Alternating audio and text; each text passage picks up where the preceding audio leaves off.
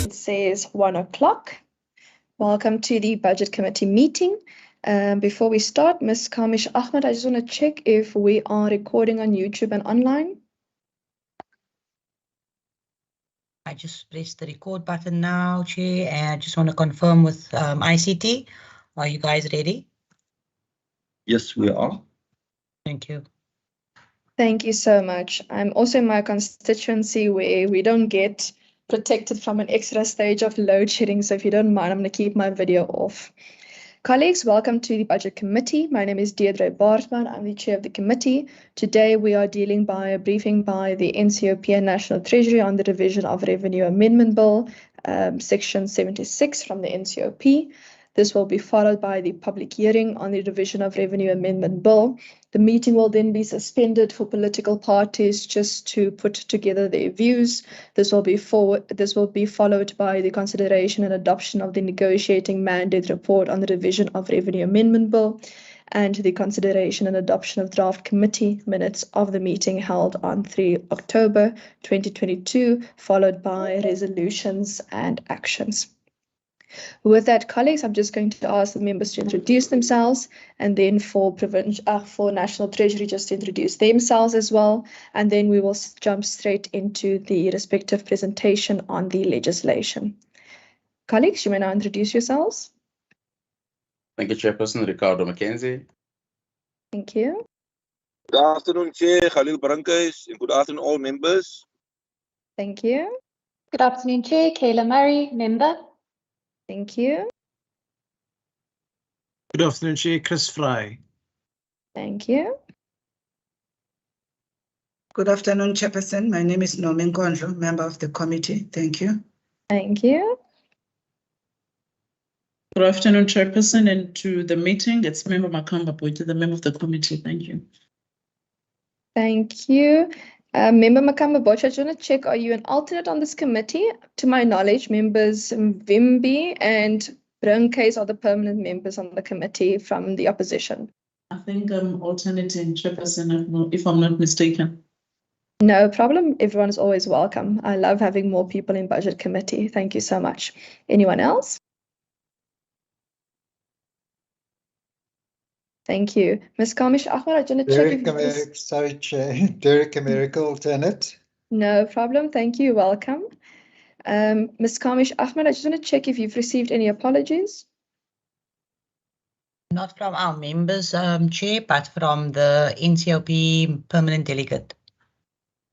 Thank you so much. If the National Treasury delegation can just introduce themselves, please.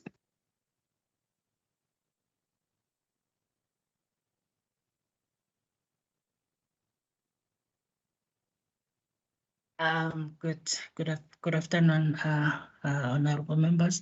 My name is Litsaya Papakis, responsible for the local government fiscal framework in the Treasury. Thanks. Thank you. Good afternoon, colleagues. Hopefully I can. Okay, good afternoon, Chairperson and members of the committee and my colleagues. My name is Sello Mashava from National Treasury, and I'm responsible for the local government transfers. Thank you. Thank you.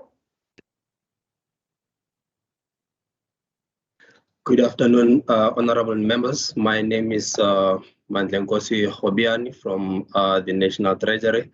I'm under Provincial Budget Analysis, Budget Analyst for Western Cape. Thank you. Thank you.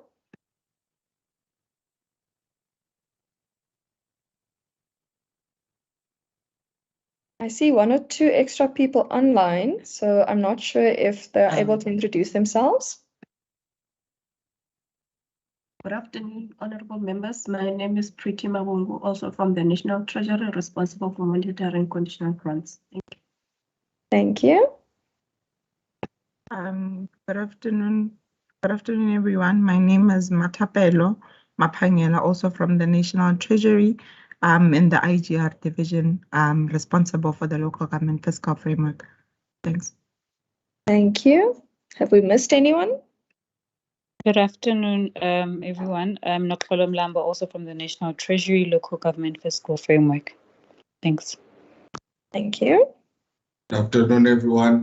My name is Pinohle Mnyaga from National Treasury in the Local Government Fiscal Framework team. Thanks. Thank you. Is that everyone? Okay. With that, I just want to check who is leading the delegation from National Treasury today. So full house today in budget. I am, honorable members, though I have load shedding at 2, but Selo and Mandla will be here as well. So hopefully that's not gonna have major impact. So we have invited some of the colleagues to ensure that we can mitigate the impact of load shedding in case we struggle along the way.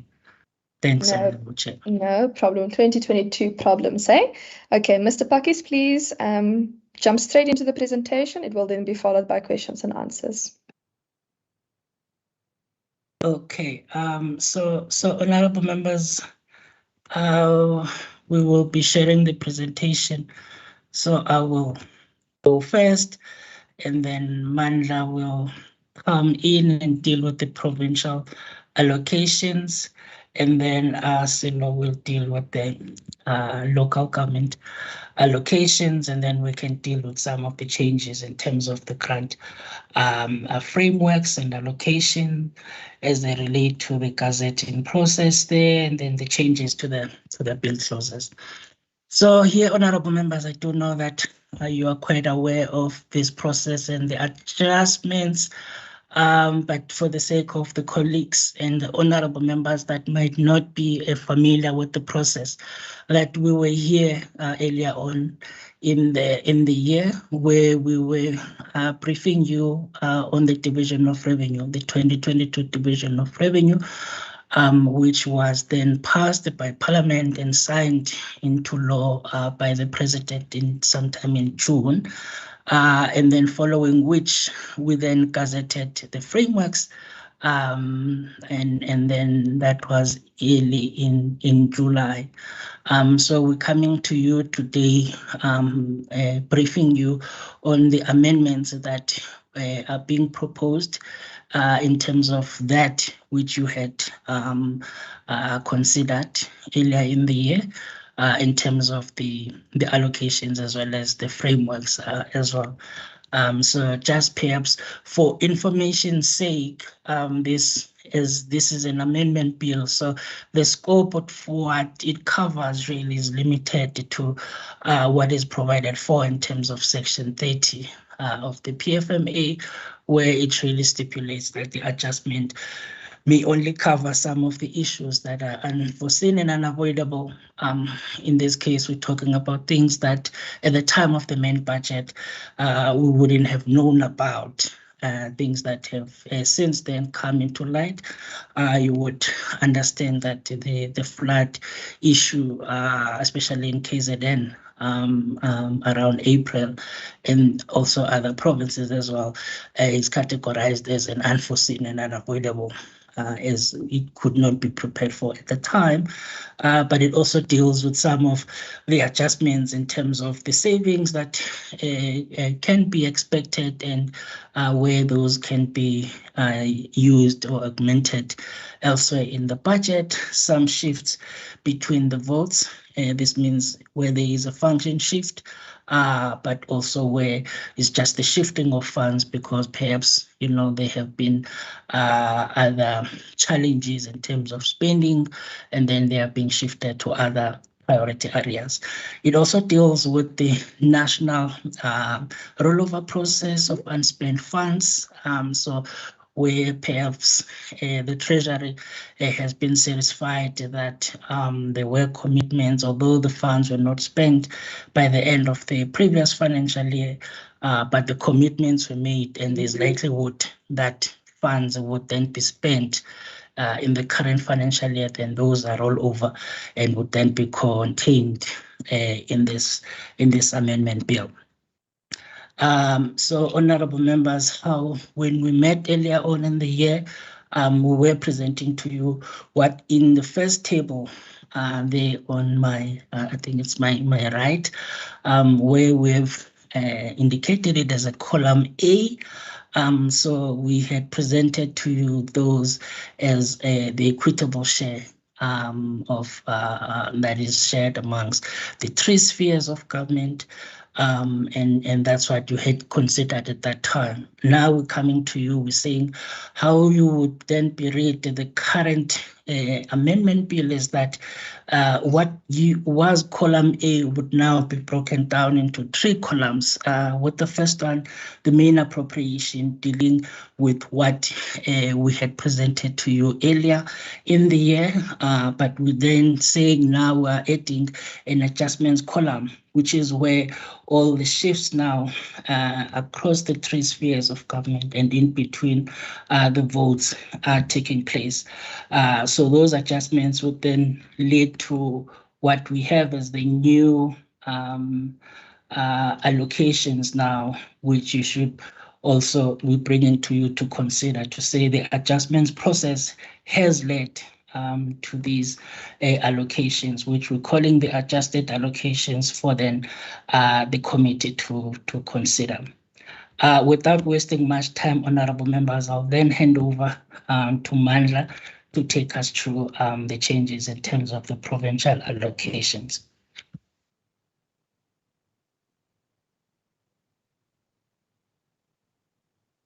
Thank you, Dr. Pakis. Can you please put it on a slideshow? And once more, good afternoon again, honorable members. Yes, as Dr. Pakis already indicated, I will be dealing with the changes in as far as the provincial allocation is concerned.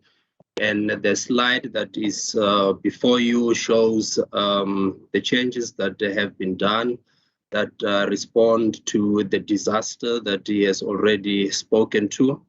And I think honorable members would recall of the floods that we had in KZN that took place in April, and the allocation that has been reflected there deals with the shifting that has been done to deal adequately with these challenges of the disaster in terms of the floods.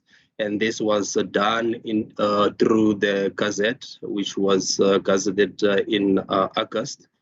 An amount of 145 million was shifted from the provincial disaster response grant to municipal disaster response grant.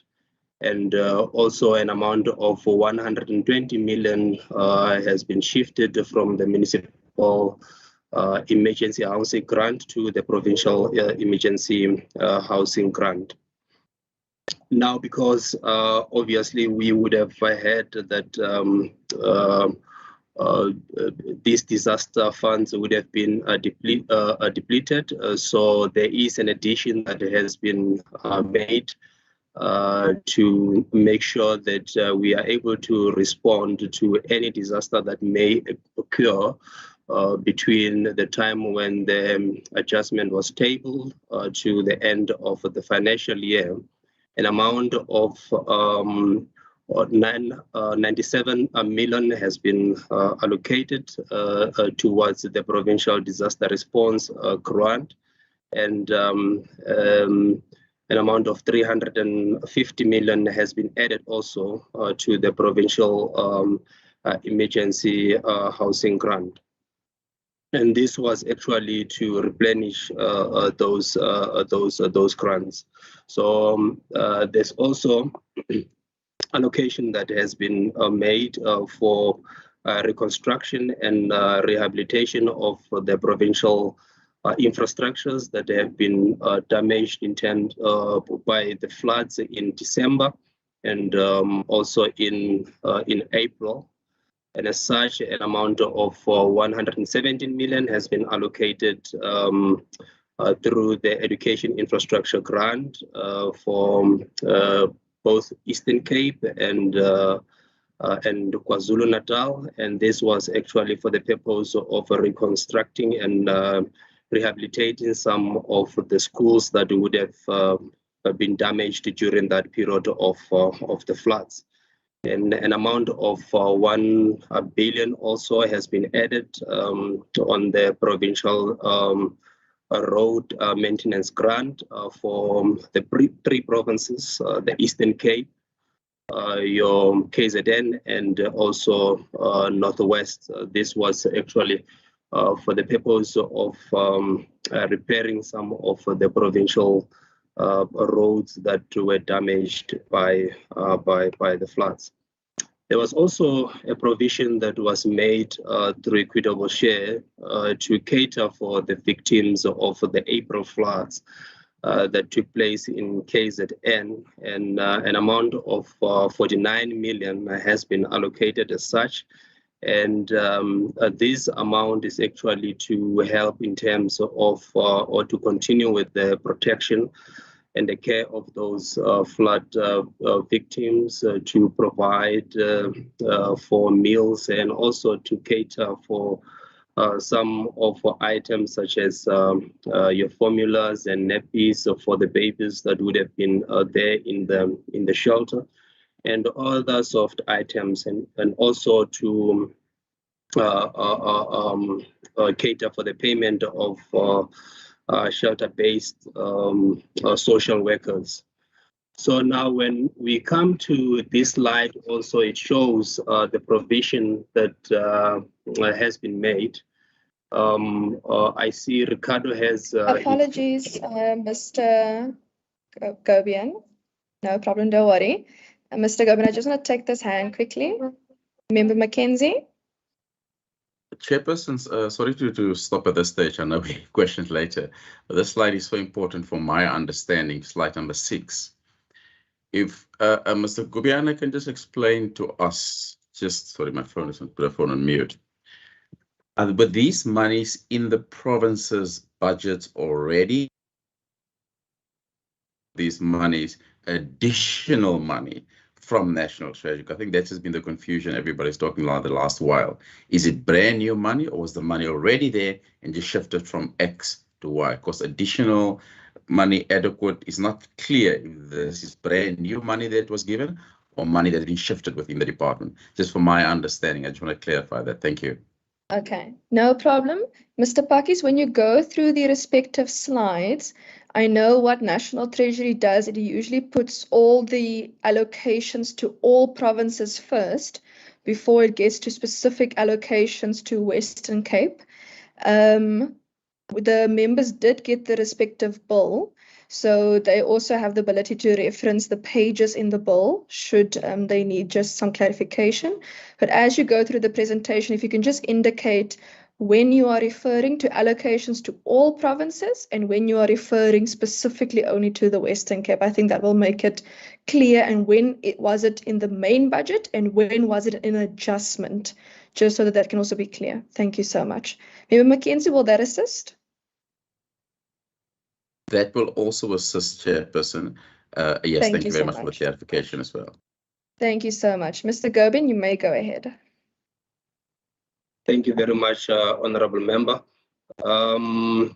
I think, yes, we will deal with the question of Honorable Member when we get to what and how much has been allocated specifically for Western Cape. And I think we'll also indicate the new monies and the monies that have been dealt with in terms of the reprioritization or the shifting of these monies.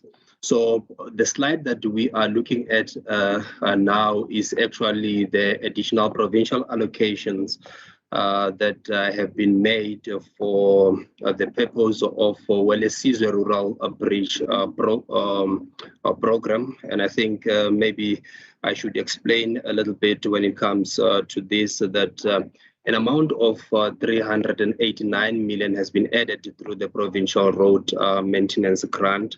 This is for the purpose of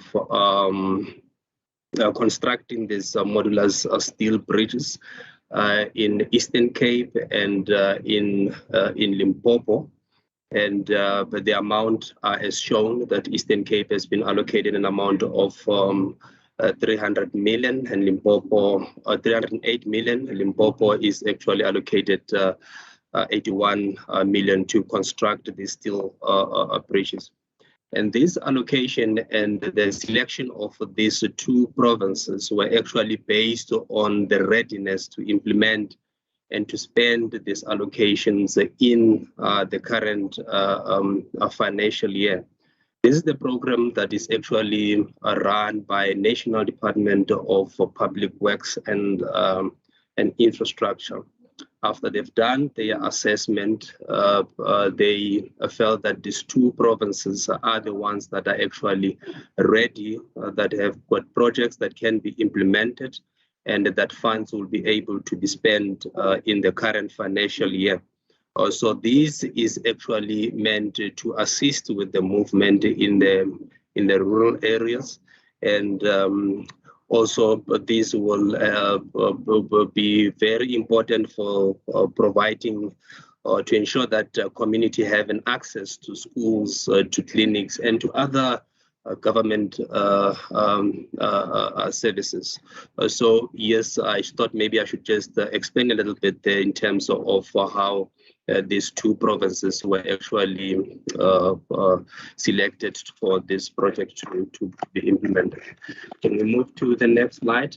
Yes, I think now, Honorable Member, also in trying to respond to the question of Honorable Mackenzie, that when you look at the slide, it just shows you the amounts that I've already spoken to, and the column in between there, this is for the purpose of explaining new monies that actually came in that went to provinces, and this will be shown in terms of this graph. The adjustments then shows the new money that actually came in. Can we move to Western Cape slide? When you look at what is going to the Western Cape, and honorable members would have noted that in terms of the allocations that I have dealt with, I have not necessarily mentioned Western Cape when it comes to the provincial side. In terms of the province, the Western Cape is only receiving an amount of 954 million, but that is shown there, which is under the equitable share.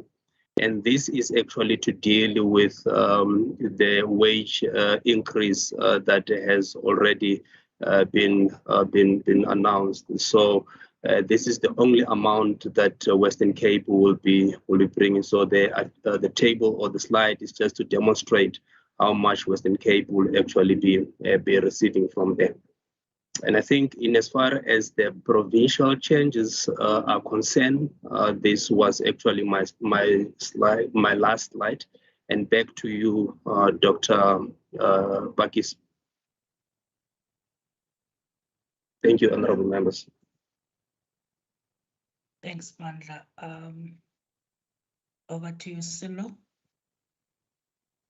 All right.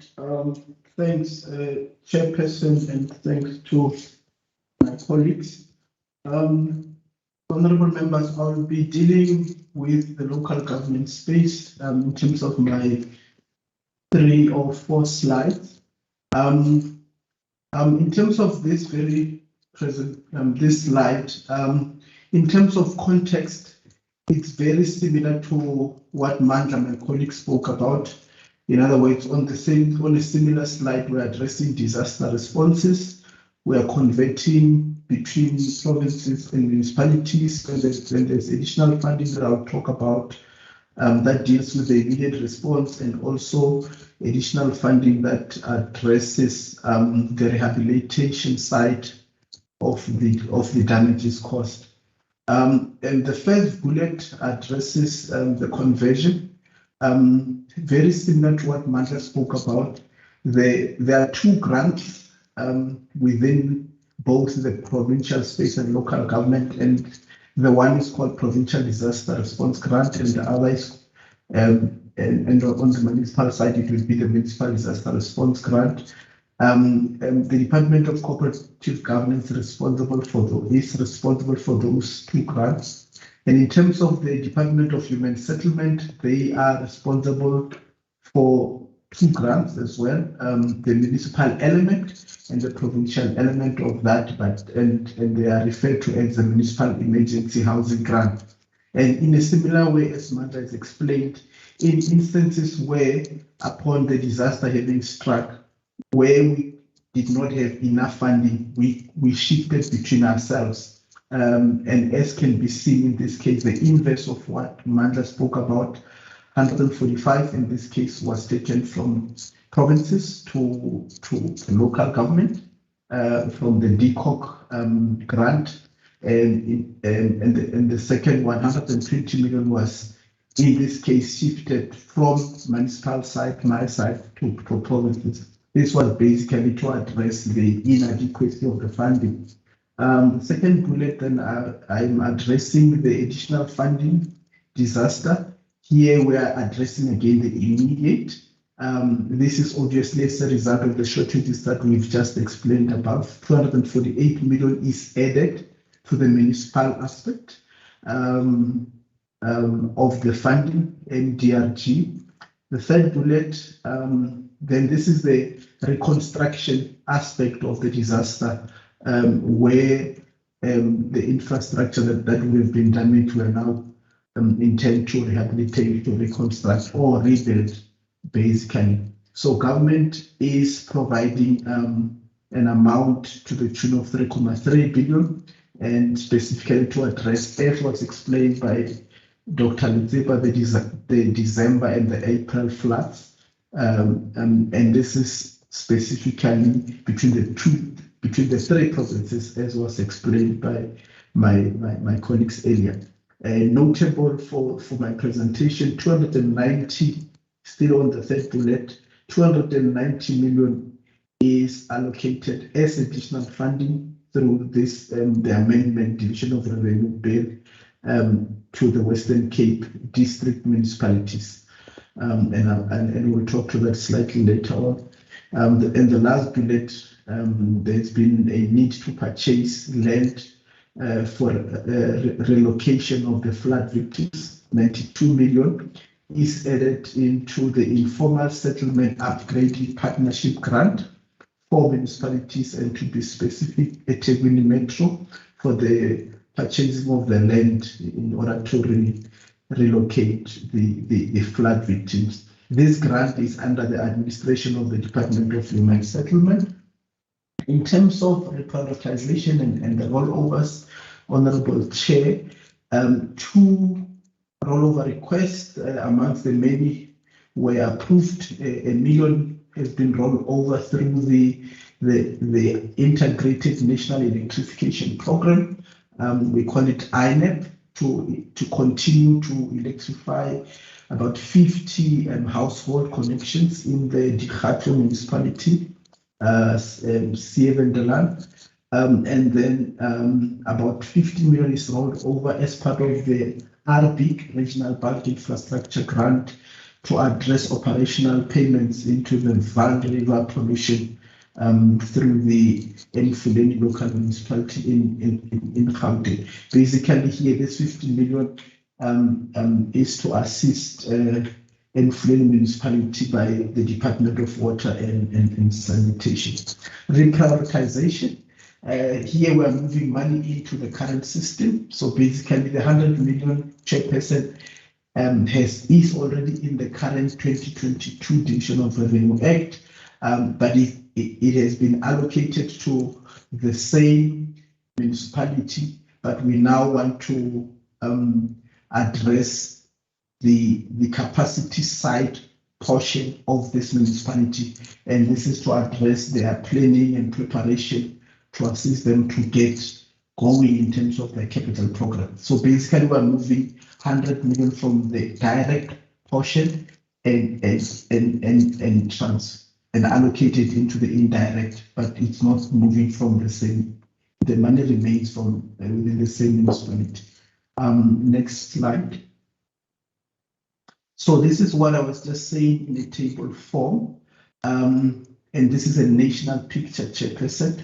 As you can see on my immediate left, it's a list of all types of conditional grant allocated to municipalities in the country by names, and they're split between direct funding and indirect funding, totaling about 56 billion, and that number is increasing to 59 billion.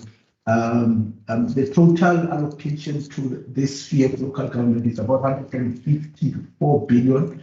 So 87 billion of that is allocated to the equitable share. And as you can see, the middle table, 3.7 billion is additional funding as part of the adjustment.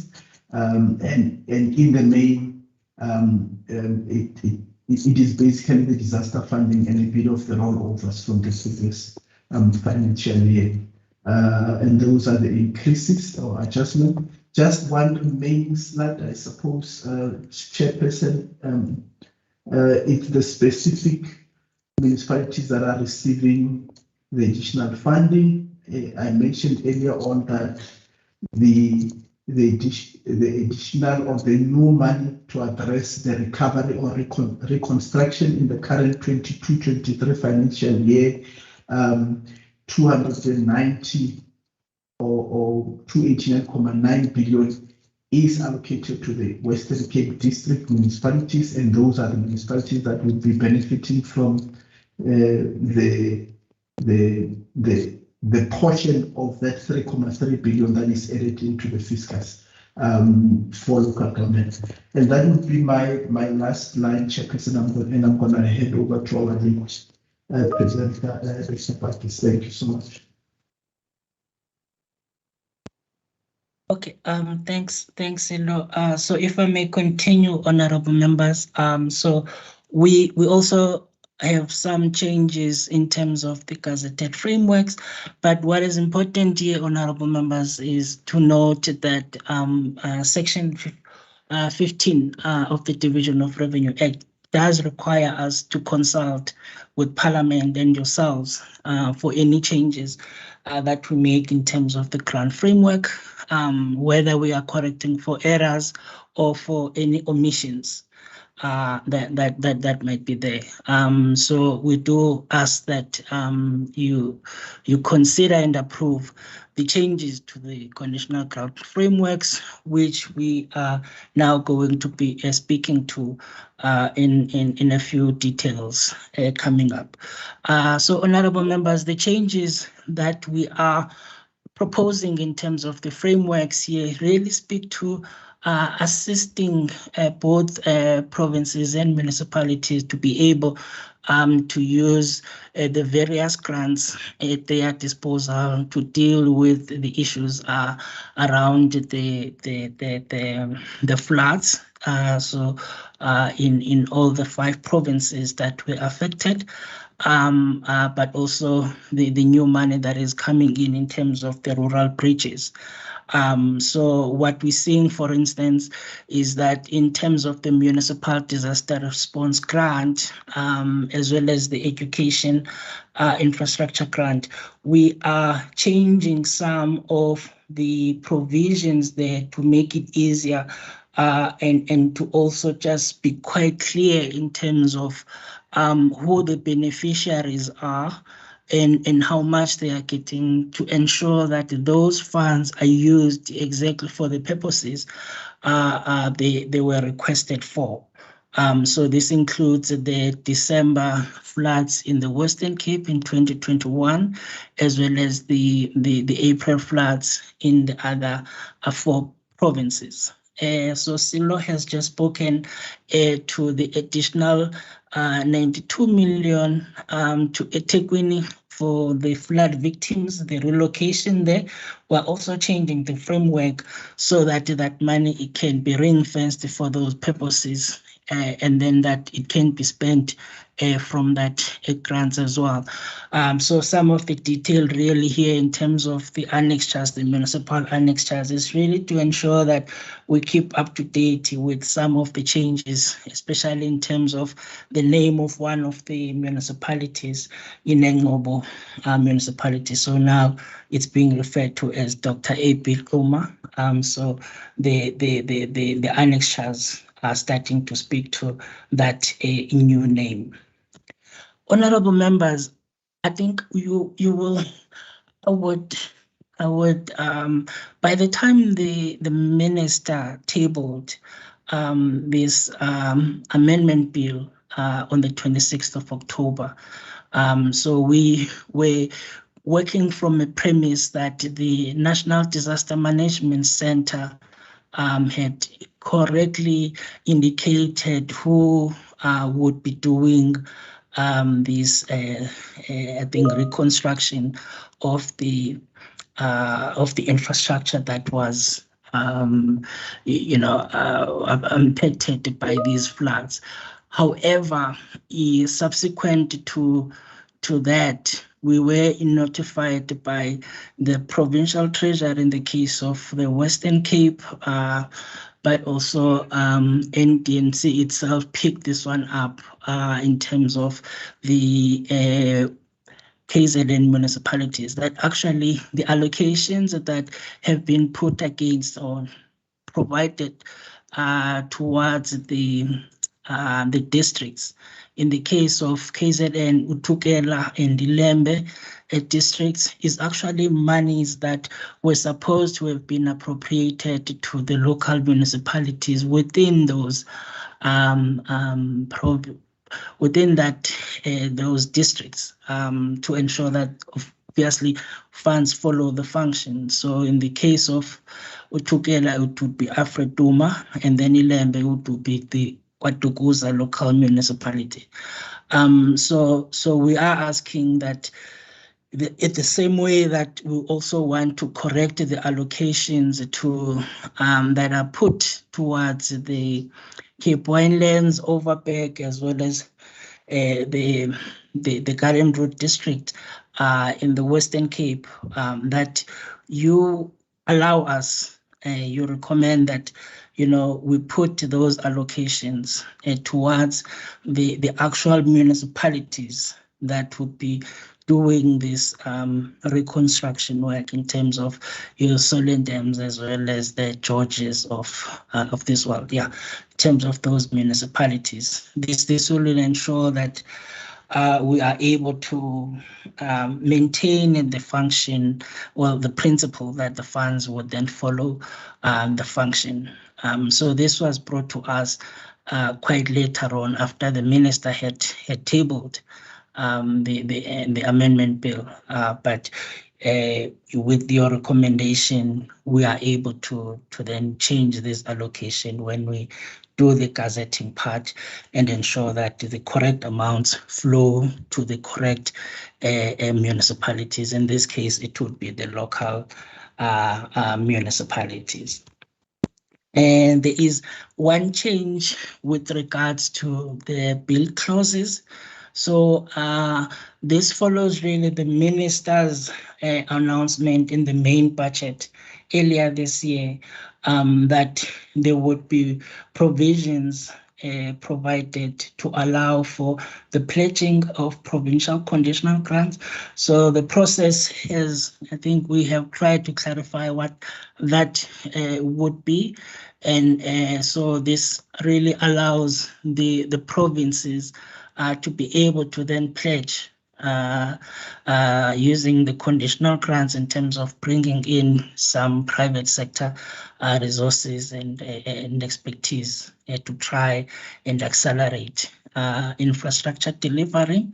However, there are still some provisions that would still be met, which are quite clearly stipulated in the amendment bill in terms of the consultation process that also needs to take place, as well as some of the conditions under which this pledging would have to occur.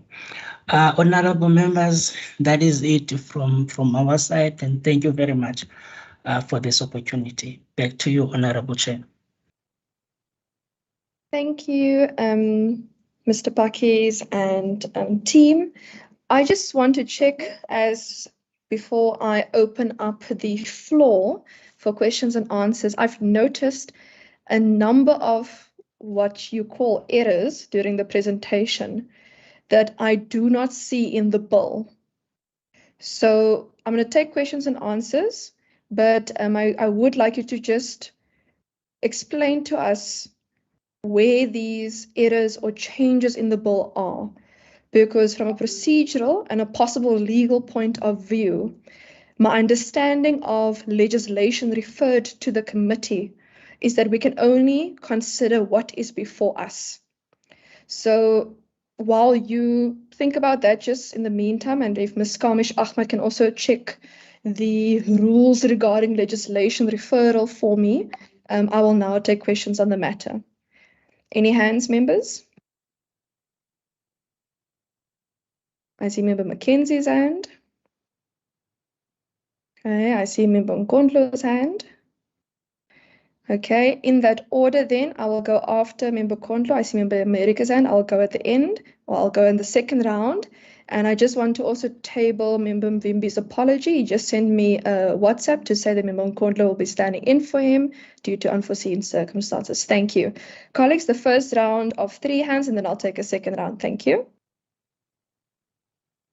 Thank you, Chairperson. On the allocation to province, I think at 954 million, I'm just trying to understand where in the actual bill it is. I saw it was on the presentation on the allocation. If they can just refer me to the actual bill. And then to the last slide, actually, that the colleagues has represented to us, where is that process? And before it gets gazetted, where is that allocations, that process to say should the money be spent in Stellenbosch or whichever municipality? They can share with us the latest on that. And then some of the one that actually stood out for me was Mfuleni. If they actually can just share with us their own processes, because there are some people, because I know that this is stuck in my head, to allocate money to municipalities that consistently earn. What is their processes that when you, for example, previously allocated money to a municipality, there is no proof that things went well? How do you then reallocate? How is that internal process that Treasury uses to decide should the municipality get funding again? And then another question on the infrastructure projects that you mentioned, where funding were allocated to, and you mentioned the Eastern Cape and Limpopo. Can Treasury share with us which, because the Rural Bridge Development Project, I think is called, did the Western Cape submit applications for funding? And what is the assessment criteria to decide? Because you mentioned that they were project ready. I've seen education department in the Eastern Cape, for example, it was topical yesterday. I was listening to SFM on the infrastructure project, and their own premier message, they've given money back to national Treasury. So I'm trying to understand how they could be ready for restoring project and they're ready to build schools. So I'm trying to understand on what basis would you say let the Eastern Cape and Limpopo get the money, but not the Western Cape. And then the 954, the last point, for province allocation, the because you use the word money has been allocated. That is money based on the wage negotiation. So it's not new money for the Western Cape. It's money allocated for the wages. I'll leave it at that. Thank you, Chair. Thank you so much. Member Nkondlo. Thank you, Chair. I've got two questions. One is, I think on the budget that has been given, that was indicated, I think is for, it's what the infrastructure, I think it's bridges, and on 2 provinces, which is said they had submitted or their submissions were ready. I'm not sure because I could not hear Member Mackenzie, so I'm not sure. I'm hoping I'm not repeating the same question.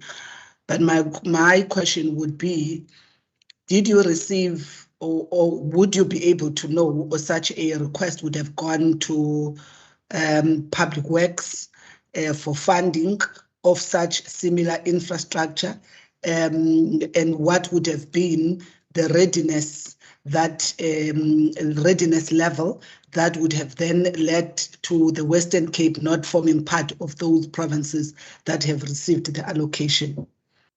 And the second point is that the 3 districts that are being allocated in the province for the I think is the reconstruction.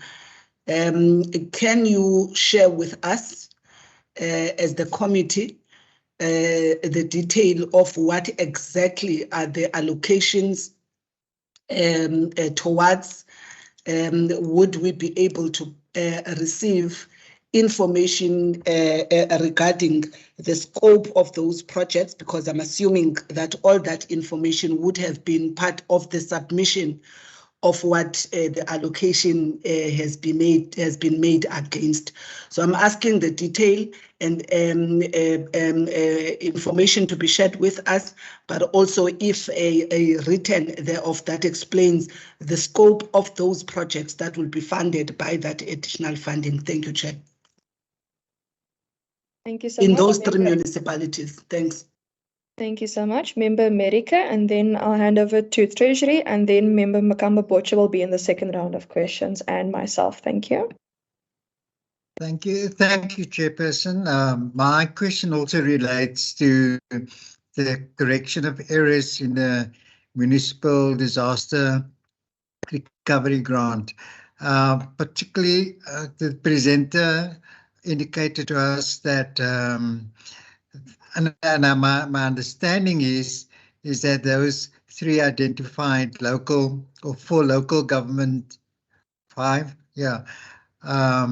were incorrectly appropriated the grant, and that the money should go where the function is, and that resides with the district municipality. Now, towards the end of that sort of explanation, the presenter said, therefore, the funds will be going to those municipalities. So could I get just additional clarity with regard to that?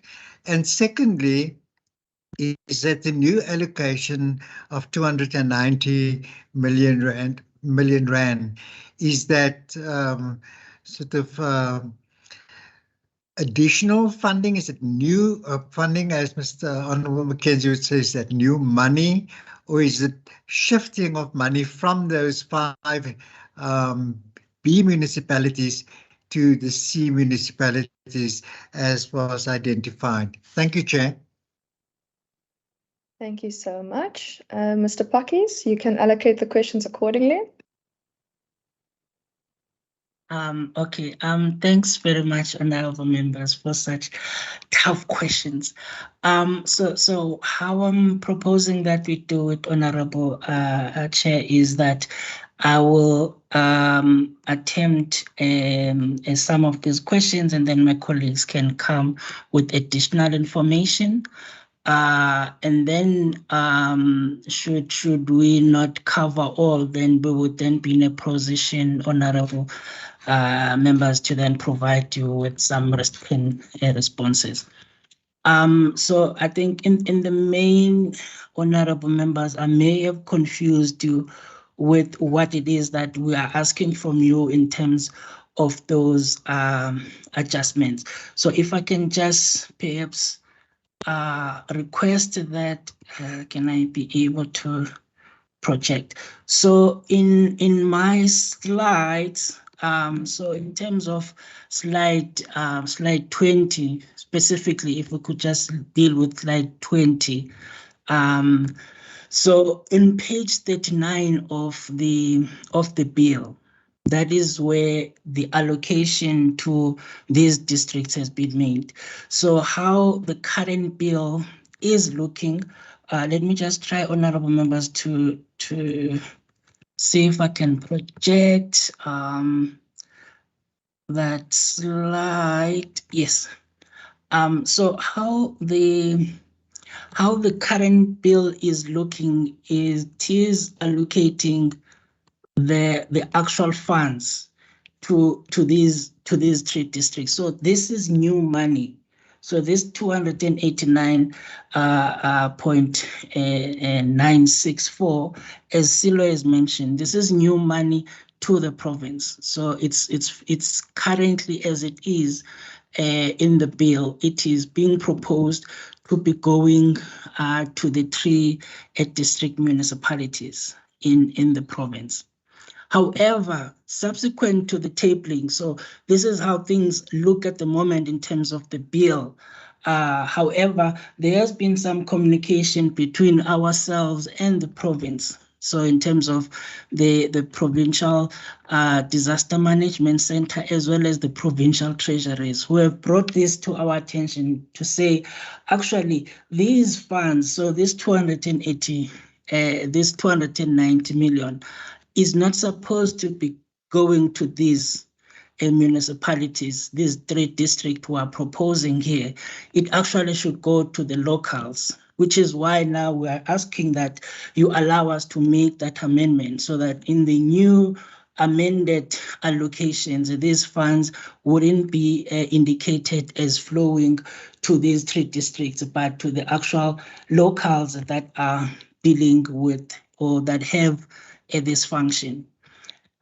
So just to deal, I think Honorable Derek's question specifically was, what is this money funding? So based on the information we have, which we're going to be happy to share with you, honorable members, is that, for instance, what is currently indicated as going to Overberg district municipality is actually funding 9 projects. So it is 9 projects, one in Swellendam. So in Swellendam, there are 5 projects, and they are all water projects, and water is a function of the Swellendam local municipality.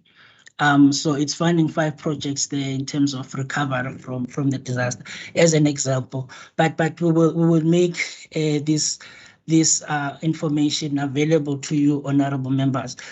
So as you could Mr. also Pakis, apologies, Mr. Pakis. Yes. Because we are dealing with the negotiating mandate on this legislation today, so I just wanted to be clear quickly. Yes. So the 290 million, because I have the bill open in front of me, you said page 39. Is that correct? Yes, honorable Of the Chair. bill. Okay, of Yes, the bill. let So, me just, so can we just be clear? Is that 290 million? Because this is a municipal disaster recovery grant. This is not equitable share, it's a grant. So the adjustments there in those 3 district municipalities that add up to the 290 million. So you are going to give it to the local municipalities instead of the districts. So it's a accounting shift. Yes, honorable Chair.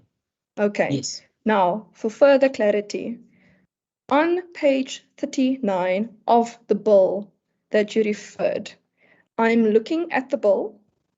I see the 290 in the original municipal disaster recovery grant, at the end of total Western Cape municipalities.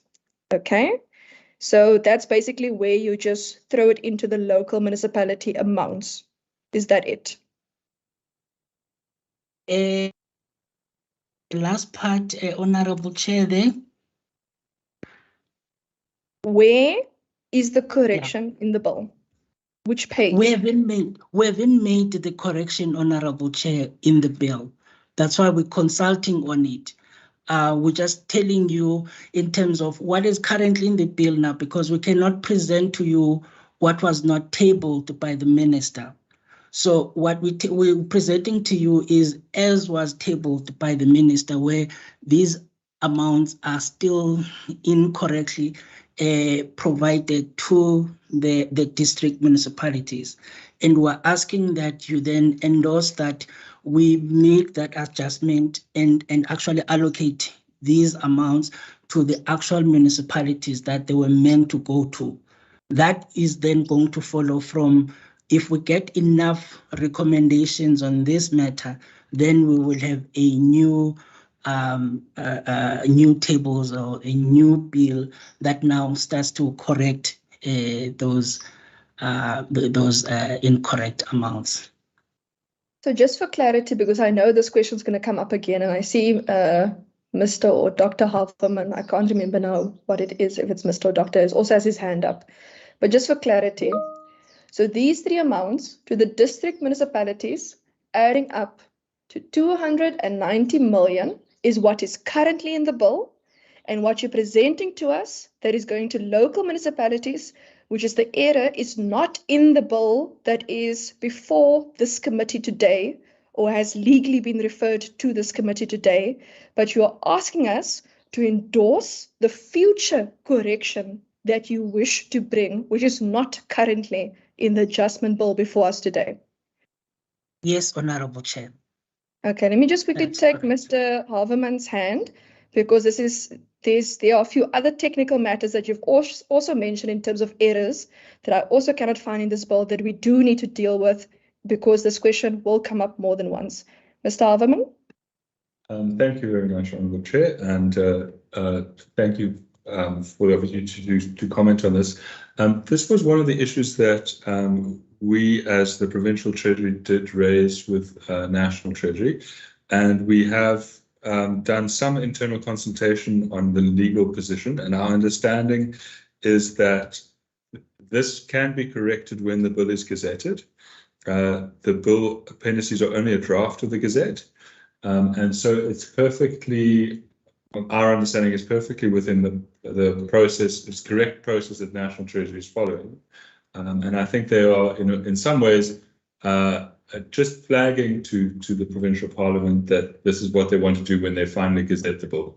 And so that I don't think there's any concern from the Provincial Treasury side about the process. In fact, we're quite pleased that the National Treasury is following this process, because as you can see, it's quite a lot of money, and we do very much need the allocations, particularly for the Garden Route district municipality at this stage. So our understanding of the legal position is that there is no process problem. Okay, Mr. Halverman, you said that they can make it in the gazetting of the bill. Now, the bill has been gazetted. The changes is not in the gazetted bill, because I'm opening up my email here with the referral from the Office of the Speaker from the NCOP of this bill, and I do not see it in there. So in the meantime, with this, I am going to ask Ms. Kamish Ahmed if she can just also check if our legal's available, just to log on in the meantime, because we will be taking a break later, just to give us further advice so that we can get some clarity on this. But there are other areas that I do think needs to be addressed. But before that, Mr. Pakis, you're welcome to go on with the answering of questions, and then I will take another round of questions. Thank you.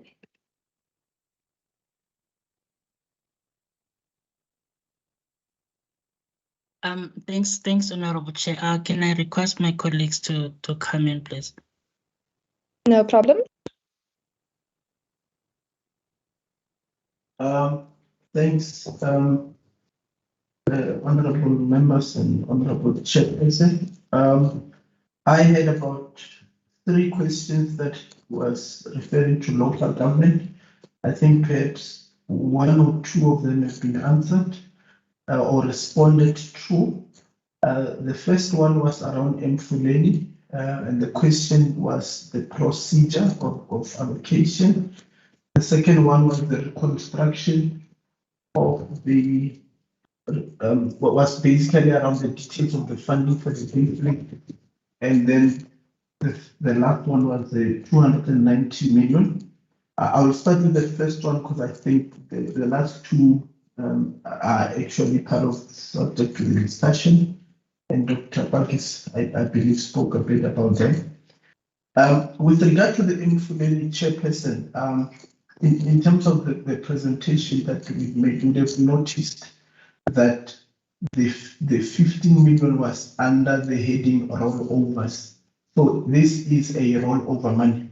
And rollover, in our understanding, means that you could not spend the money in the year that it was allocated into, and you would like permission for the Treasury to roll over the funding, and in this case 15 million, so that it can be reflected in the following year's budget for that particular municipality. Mfuleni municipality was allocated in total for the RBIC funding 34.8 million. And of that 15 million, they have requested to the Treasury that the money be rolled over. However, the funding is, in terms of the Act, is regarded as an indirect funding, which implies that the Department of Water and Sanitation is the implementer of this program, RBIC, on behalf of Mfuleni. Therefore, DWS has requested the Treasury, in line with the Treasury regulation, to say that we could not spend the money. However, we are committed to identifiable project. The Treasury regulations in terms of rollover says that if unspent funds are committed to identifiable projects, that responsible recipient officer or the department may request the Treasury that the funding be rolled over. Treasury, through its committee, would then assess the commitment aspect of that, and it was through that committee that the money is now presented as part of the bill that it be rolled over. I think the issue of the district, in terms of the reconstruction, has been explained. That the money is gazetted under the district, but we do have information that speaks to the actual project and the actual locality in which this work will be done. And our lead presenter, chairperson, has already indicated that we will be able to share the information. And indeed, the third point, 290 million, it is new money. It forms part of the 3.3 billion that is being allocated to the 3 provinces that have been affected by the disaster, Eastern Cape, Western Cape, and KZN. And of that, 3 district municipalities or local municipalities in those districts have been earmarked for a total of 290, which will be split between the 3 of them. Thanks, Chairperson. Thanks, Joseph. No, thanks for that, Selo. Mandla, can you come in on the bridges question? Okay, thank you, Dr. Pakis, and thank you once more, honorable members. I think on the issue of the bridges, I had 2 questions, I think, on my side first. The one had to do with the wages from Honorable Mackenzie, but I couldn't hear Honorable Mackenzie properly, so I could not get the gist of most of his questions. But starting with the one of the bridges, The question was to check also the criteria that was followed to determine maybe the readiness, and there were submissions that have been done or not. I think this is the process that was actually run by National Department of Public Works and Infrastructure. If but there would have been a submission, they would have been made to the department. But I think the information in terms of the criteria that we got from the Department of Public Works was that what they did is they did their own assessment, and after they've done their own assessment, they've done the reprioritization from their baseline to prioritize these projects. And I think when it comes to more detail in terms of the criteria maybe that would have been followed, I think we, as Dr. Pakis has already indicated, we can actually try to maybe get that more detailed information in terms of the details of the breaches that have been requested, and we can actually send that to you, honorable members, if that is actually allowed to respond that in writing. If Honorable Mackenzie can repeat his questions, because I didn't get him clearly, so that when we respond, we could know exactly what we're responding to. Thank you. Thank you so much. So before we just get to the next round, if Member Mackenzie, if you can just clarify your questions then, just because the official didn't hear it clearly. Are you referring to the 954 chairperson? Or is he referring to the questions around how they allocate fundings to municipalities that has current municipalities that the previous years got funding, but now they're asking for more funding? Or the other one was around the projects. For example, in the presentation, there was funding for the rural bridges, was the Eastern Cape and Limpopo, and how do they process or allocate that funding? Those were the questions. Are those the ones you're referring to, or which one? Thank you so much. Honorable Member, Honorable Chair, I think I still did not get Honorable Mackenzie. If you don't mind, you can just repeat what he said, particularly on the wage one. So, Mr. Gobian, if I could perhaps assist. Part of it relates to assessment criteria when it comes to allocating the respective projects and the grants for the projects, in particular infrastructure. And Member Mackenzie made reference to, for example, how does Limpopo get money for one thing and Western Cape does not, if I'm understanding correctly. Member Mackenzie, on the wages, if I could just get a clearer understanding on that, or am I incorrect now? Sorry. Yes, okay, perhaps let me try and rephrase. The first one is the 954 million. If they can just show us where on the bill that is. I see it in the presentation, but I can't find it properly on the bill. The second one is in the presentation 12 and 13, now, if my memory is correct. There was allocation for funding for rural bridges. One is in Limpopo and the other one is in the Eastern Cape. So what I'm trying to understand, and perhaps our Treasury can also help us here, because you're saying those projects were project ready. That's why you gave them the money, which makes obviously sense.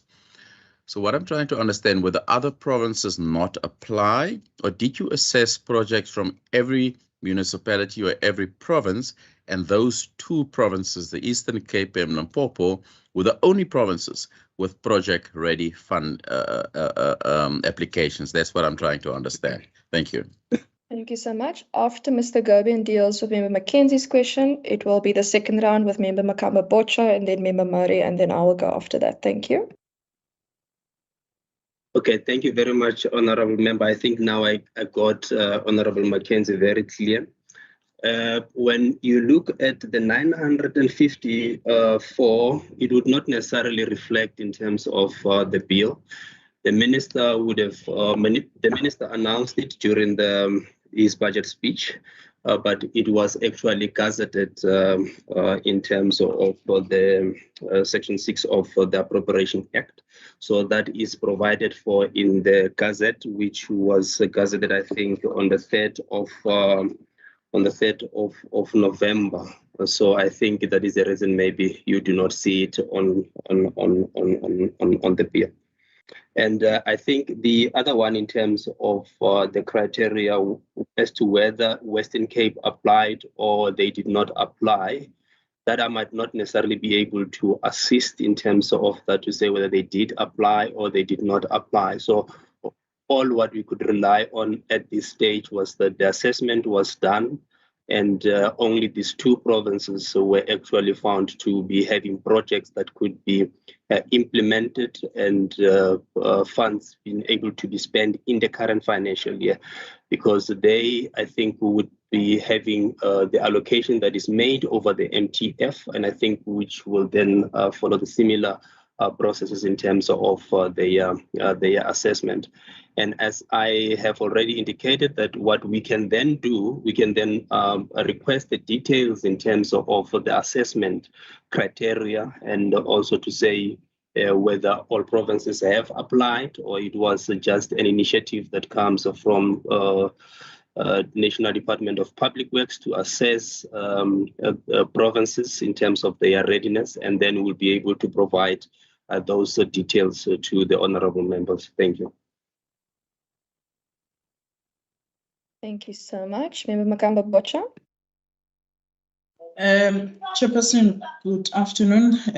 I think my question has been partly covered. It was on the issue of the Municipal Disaster Recovery Grant, of which I've now heard the gist of how the money was allocated.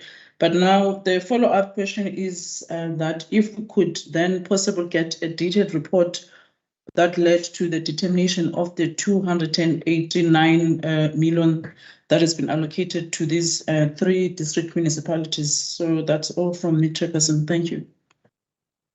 Thank you so much. Member Murray. Thank you, Chair. There is a bit of overlap with my question as well, but I just wanted to, again, just practically understand what is the process or the methodology used in allocating money to the provinces. I also wanted to understand whether there were any challenges that were identified in this process, particularly with allocations to the Western Cape, and then whether there are any steps being considered to address these challenges in future. But also similarly to Member Mackenzie, I'm interested in whether, for example, clean audits might have contributed to the department's decision to allocate, or the minister's decision to allocate. Thank you. Thank you so much. Member America.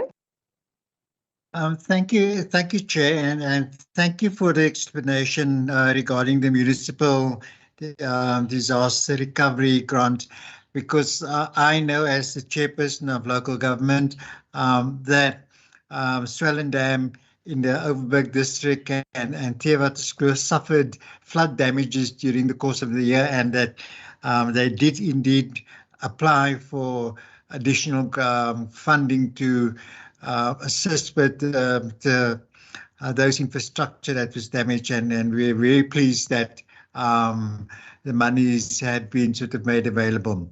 My actual question, Chair, is with regard to the wage settlement, and I know that the state as an employer has unilaterally implemented a particular wage settlement, and that I want to know whether this allocation is premised on that settlement that the state has implemented and unilaterally sort of presented to organised labour as a non-negotiable, and that there are organised labour who is dissatisfied with the settlement and have indicated through the media and on various platforms that they intend to embark on industrial action to extract a better offer for themselves and their members.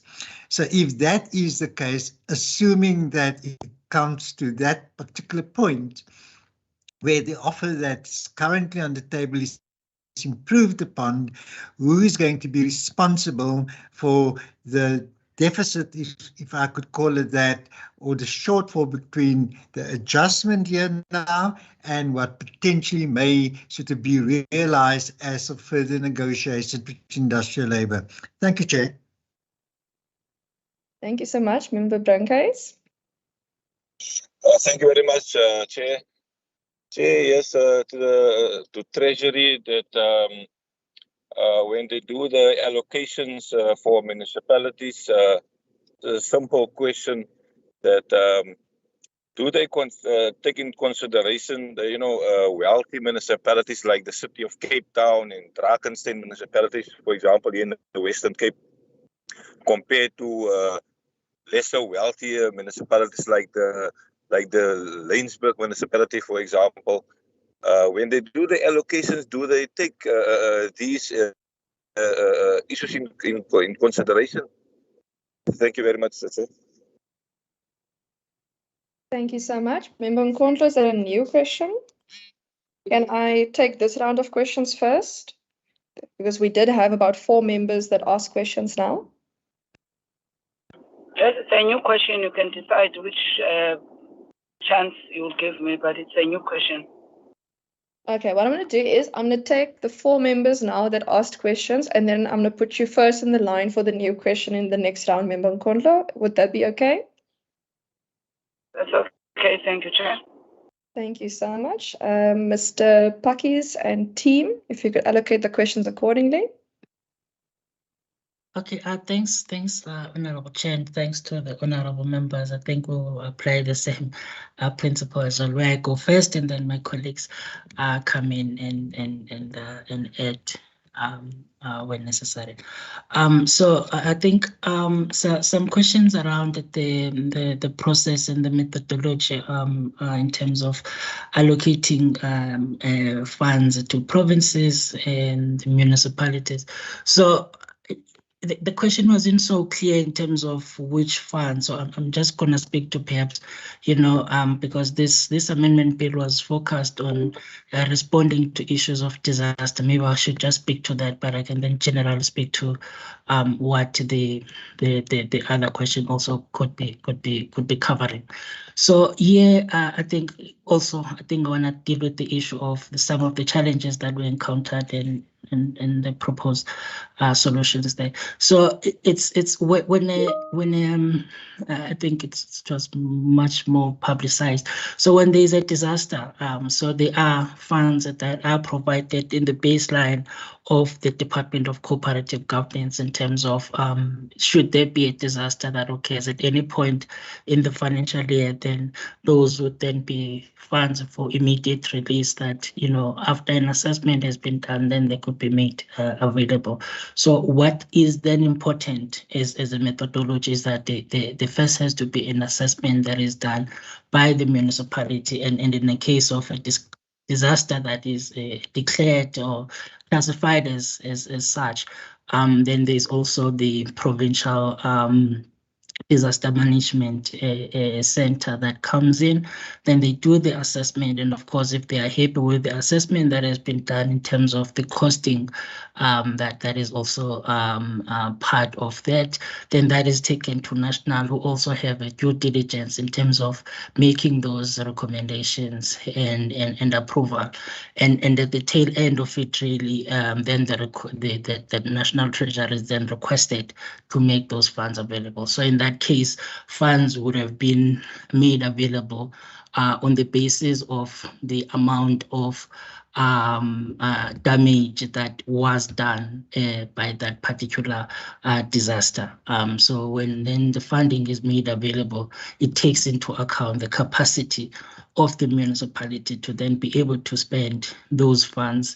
In this case, it would be between now and the end of the financial year, and where we anticipate that perhaps there is insufficient capacity to deal with that matter now, then those funds would then be spread out either over 2 years or 3 years, which means in the main budget, when we come back in February. We would then be dealing with some of the monies that have been put into the system to then still deal with some of the projects that were not funded in the amendment bill or in the adjustments process.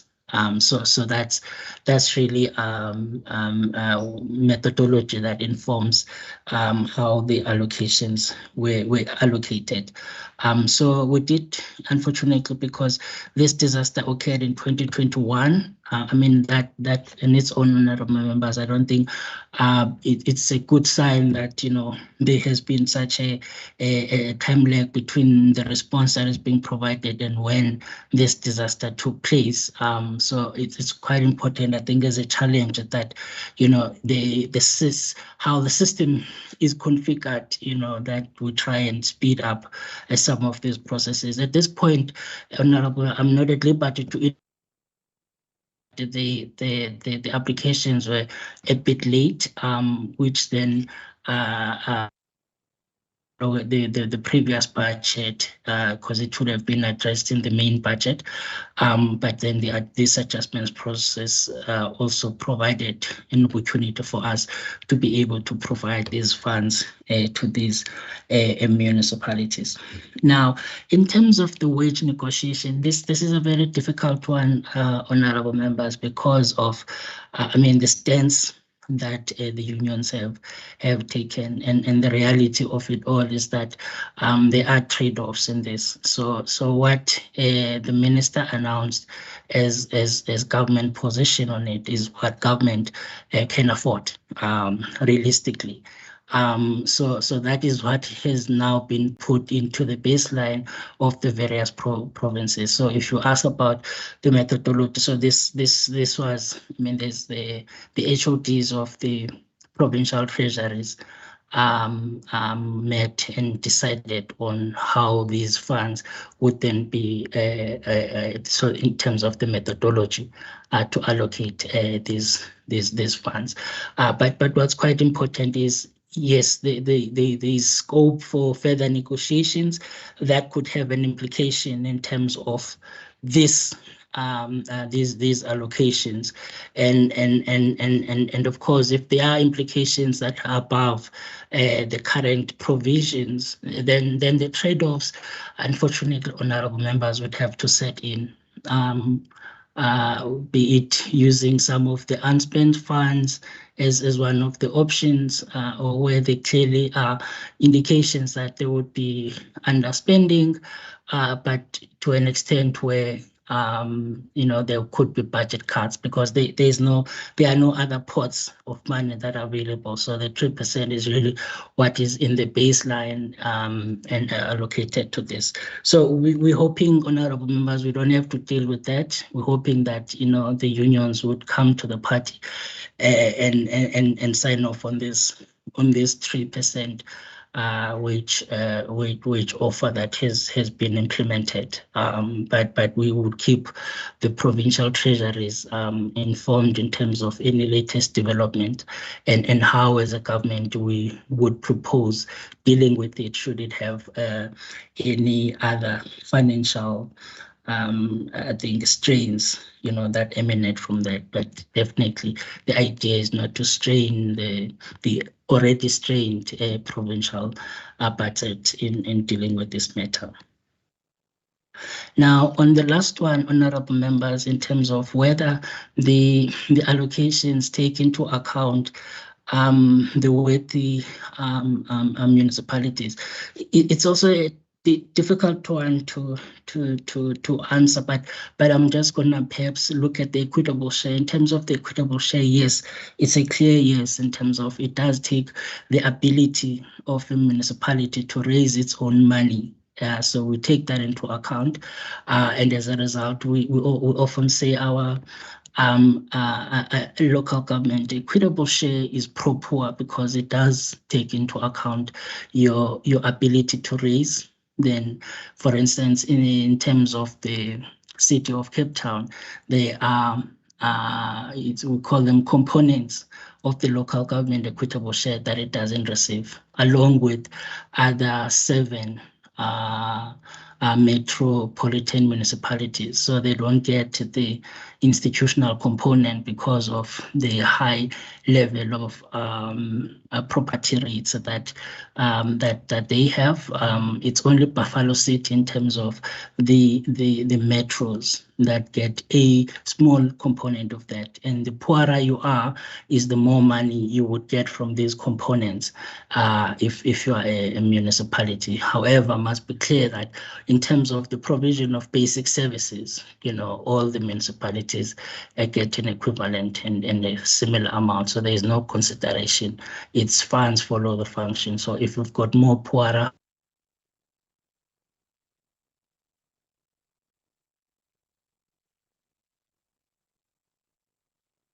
Colleagues, I'm not sure, but I lost Mr. Pakis's voice there at the end. I'm just checking if it's my device Me or... as well, Chairperson. I think you got cut off maybe. Okay. Yeah. Oh, sorry, honorable members. Yeah, load shedding. No problem. So I'm not sure where I was, but I was saying that in the equitable share that is fully accounted for in terms of the size of the revenue of each municipality, and in some grants as well. How we've then I think worked around the grants is that, of course, we don't particularly take that into account because we're dealing with issues of backlogs, but also we understand that the bigger municipalities also deal with some special issues. So everyone needs more money there. So what we just have done is we have created the differentiation there. So a municipality that was mentioned, Lindbergh, it's one of the smallest, so it gets a municipal infrastructure grant, but the city of Cape Town gets we call it the USDG, the Urban Development Settlement Grant. So what that does is it helps each municipality to deal with the kind of challenges that it faces without necessarily putting a cap or penalizing one for facing different challenges, because we also are mindful that the metros are the engines of the growth as well. So they also need as much support in order to be able to take up some of these functions that they have. So honorable members, that will be it from my side. I'm not sure if my colleagues would want to add, but for your time, Honorable Chair, maybe they should just raise their hands if there's anything to add. Thanks very much. Thank you so much. If there's anyone from National Treasury that would like to add before I open up for the third round of questions. Okay, Member Nkondlo.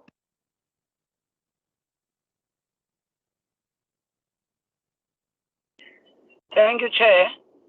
The first one, Chair, I just want to understand from Treasury. I think we're coming back from the annual report process as the legislature. Now, one of the things I want to understand, outside of the rollover to request some of the money to the municipalities, what other mechanism is National Treasury putting in place to deal with the issue of misalignment of the financial year and allocations between, national and provincial budgeting process and those of the municipalities? And I'm raising this because I think it was one of the issues which I think is a recurring issue in any way, where because of the fact that monies are allocated in the municipality at a period at which their budget process, sometimes they cannot be able to spend that money, then it means that money must be sent back and then they must ask for it as a rollover. So I'm asking, because this is an old discussion, what is it that Treasury is doing to try and find a way of resolving this particular issue? My second one, Chair, is that given what we've seen of the natural disasters of floods in KZN and the subsequent allocations, additional amounts, including what has been reported in this particular division, wherein because of, I think, further additions of things that you have to buy, in those particular areas. One question I have is that when you consider now in hindsight, was the current National Disaster Act of ours sufficient to deal with such a disaster that befallen our country and our budgeting system? That's one.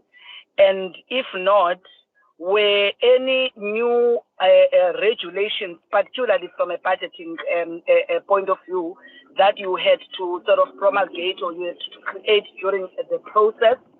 And will those, if so, still be kept for other similar disasters that may happen into the future, given that we are in the space of climate change? So anything is possible, so that we are not found wanting while we had such a disaster, and when anything of this nature happens in any way, we'll have to then go back and try to, relook the legislation. And I'm asking this from the Disaster Act and some of the flexibilities that one has been observing, of devolving some of the powers and also decision making in as far as budgeting processes are concerned as part of the disaster management ecosystem. So if you can just clarify me along that. Thank you, Chair. Thank you so much, Member Mackenzie. And then I will post my questions at the end, and then I'm going to close this round of questions. Thank you. Thank you, Chairperson. Let me ask my first question last, because Member Mkondlo brought up such an important point. Has Treasury considered, and again, this can perhaps be a policy question more than anything else. We have so many disasters past. Many of us have been around for a long time, and I hate to say it, but more disasters coming up. Is there another funding model they consider to look at how we manage funding disasters in the country? Because the current model, it's in my mind, and what we've seen, it is just not working properly. It is too late. Funds arrive late, projects arrive late, to look for projects to be implemented. Is there another way that they can look at? Have they considered looking at another way to deal with the issues that Member Mkondlo raised? Because, as I say, terribly so, it's not going to stop. The second question is on the errors that was done and the correction, whether disaster municipality or or district municipality or local municipality. Has this been done before, where one is the legislative part in committee, for example, gets done, and then the B part is it then gets a gazetted to say, actually, Ricardo was supposed to get the money. Now we get him. Now we get giving the money to Deirdre. I'm trying to understand, based on the chairperson's concern, is it the right way that we're doing it now, to say we are aware of the errors, we're fixing it, but now we're already asking you to either support or not support the bill. Is it the right way of doing it? I'm just asking a technical point. Thank you. Thank you so much. My question is similar to Member Mackenzie's question. So on page 4 of the bill, under local government equitable share, it says no adjustment. Under page 4 of the bill, under provincial equitable share for the Western Cape, it says no adjustment. We do see the conditional grant increases in the disaster management grant funding, for example, which deals with this amount, which was indicated as errors that need to be fixed. The errors that need to be fixed are not currently in the bill. The 54 million rand for public wages, dealing with the 3% increase for employees, is not in the bill. I've looked and looked and looked again, it's not in the bill. However, these errors have been brought to us for support. Now, my understanding, and I am wearing a former political assistant cap when I worked in the NCOP and advised on procedure and legislation in the NCOP. And I have not had opportunity to consult legal on this matter because it's now the first time we're hearing about this in committee. But my gut is telling me that if we want to support or not support these errors, if we can call it in that manner, then either we would have to propose draft or propose amendments in our negotiating mandate to the NCOP from the Western Cape province as part of our negotiating mandate, or we would have to try and write it in such a way that the NCOP would be able to bring the amendments when they deal with the negotiating mandate. So between Mr. Pakkies, Ms. Kamish Ahmed and Ms. Kluter, and possibly even Provincial Treasury, we do need guidance on this, because I do not believe it to be fair to bring new matters, even though we want the money. I believe we need the money, but it is not fair to advertise a bill to the public that does not have this information in. It is not fair to expect members to put their views on matters that they have not seen. And luckily for us, the negotiating mandate is only due on the 21st of November. So I would like some guidance procedurally and possibly legal on this matter. Member Makamba Bocha, is it a quick question? Because I did close the round of the third round of questions. Chairperson, it's a very quick question. It's a general question. In fact, my apologies for not raising my hand timelessly. No problem. Should I go ahead? I just want to know, as I said, it's a general question, Chairperson. I want to know from the Treasury, how do they allocate money for distressed municipalities as a result of fruitless expenditure? So I want to know, how does that work in terms of the allocation? Thank you, Chair. Thank you so much. I'm going to give over to Mr. Pakkies. And then Ms. Kluter and Ms. Kamish Ahmed, if you can perhaps assist us whether we would be allowed, if we can just get guidance, whether we'd be allowed to ask for legal assistance on this matter regarding the new matters that have been put before us. Thank you.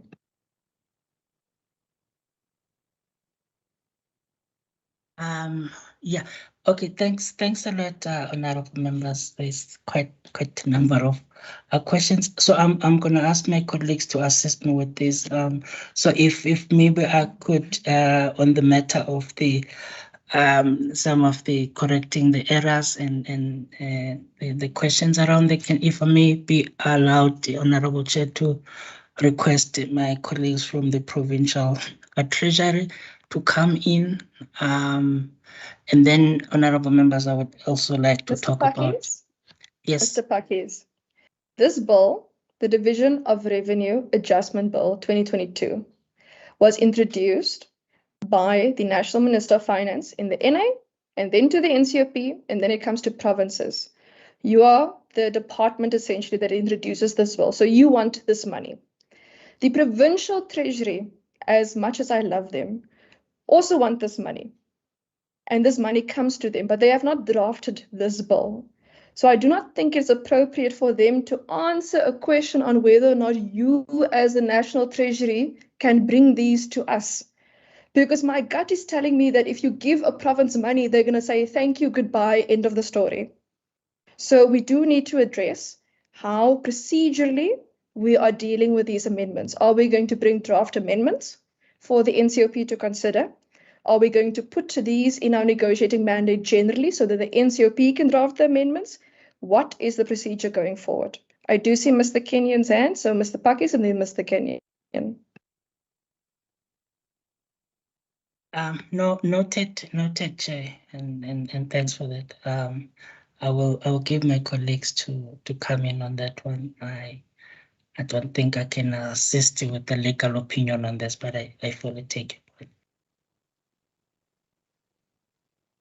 Okay, I would still like to come in then, Honorable Chair, on other matters except for this. No problem. Thanks. You can finish those and then I'll give over to Mr. Kenyon. Oh, okay. I think with regards to, I think quite a important questions were raised around our disaster management processes and the risk mitigation areas there. And I think the members are correct. There's so much in there that still needs unpicking. So whether the Disaster Management Act is adequate, there are some, I think the Act itself, I think it speaks to what needs to be in place, but we do need to look at the framework. So we are currently looking at the framework for disaster management, speaking to some of the issues, I think, which are becoming quite pertinent in terms of how then do we fund disasters. So from our side as the Treasury, we're actually looking at drafting and adopting a national disaster risk, finance policy, which would then open a room for the many levers in the system that we can look at. You've mentioned that our reaction times are often not at the required level, but we also want to be in a position to conduct a review, in terms of the budget mobilization for this disaster risk management grants and funds. So all these, honorable members, are some of the matters we want to institutionalize because of, obviously, climate change being in it and with us for the very a long time. We're also looking at our grant system as well.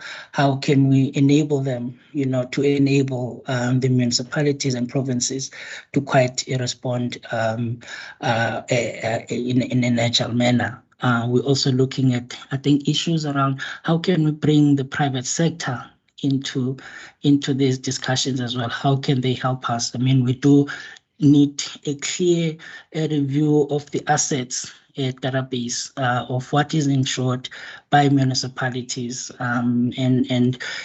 and so that we're able to also galvanize, all municipalities across the system to be able to ensure the pool of assets that are insurable, so that the risk also on the side of government is mitigated as well. So there are quite a number of instruments, honorable members, that we are looking at, and we're trying to move with speed so that the next disaster would find us in a position where we are ready to respond appropriately. Also investing in terms of mitigation and adaptation methods rather than reacting, and coming with funding at a point where a disaster has really occurred. In terms of how we present or how we allocate money to distressed municipalities, at the moment, maybe my colleagues can assist me here, but at the moment there isn't I don't think in the system we don't differentiate. So the equitable share, for instance, it's what municipalities are entitled to.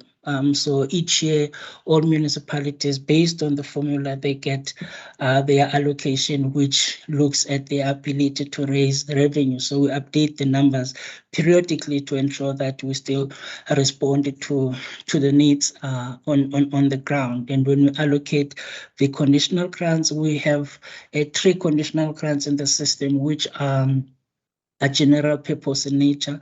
They are also driven by formula, so they don't respond to, differently to distressed municipalities.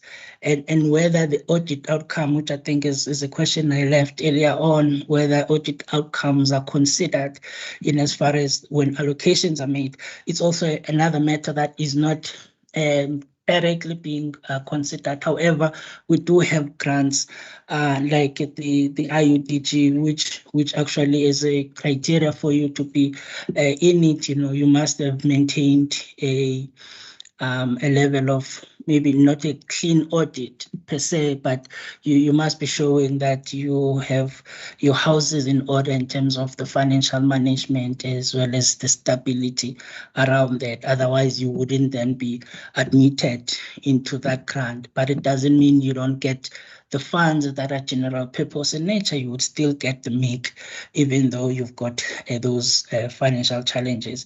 But what we then do, I think what we are charged with as the provinces as well as national, is then providing support where there are those challenges, and there's dedicated financial support that then assists these municipalities with recovering from the distress, or even where they are adverse financial I think, findings, there's support that is being provided in terms of building the capacity within those municipalities so that they can also get into a sustainable path as well. But there are no obvious penalties. It's just a cry for help, and then support is provided. I will pause there, Chair. Thanks very much. Thank you so much. Mr. Kenyon, I'm hoping you can give us some guidance on this, since that even though you're at Provincial Treasury now, you used to be in National. So I'm hoping you're able to assist us. I hope so too, Chair.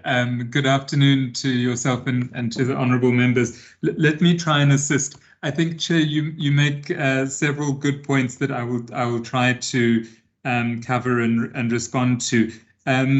I think the one that you made at the end was that the Provincial Treasury might not be in a good position to comment because the bill is offering us money, so of course we will support it. I just want to reassure you and the committee that as far as I understand, the correction does not place in question the amount that will be transferred to Western Cape municipalities. So in this disaster recovery grant, an amount of 289 million rands is allocated to Western Cape municipalities. The only thing that's at issue is whether it's allocated to 3 district municipalities or 3 local municipalities in the province.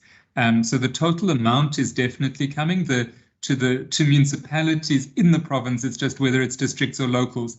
When we were reviewing the bill and engaging municipalities on their plans to spend the money and account for it in their adjustments, budgets, etc., we picked up that when we engaged the district municipalities, that they actually don't own the infrastructure, the bridges, etc., that had been damaged and that needed to be repaired.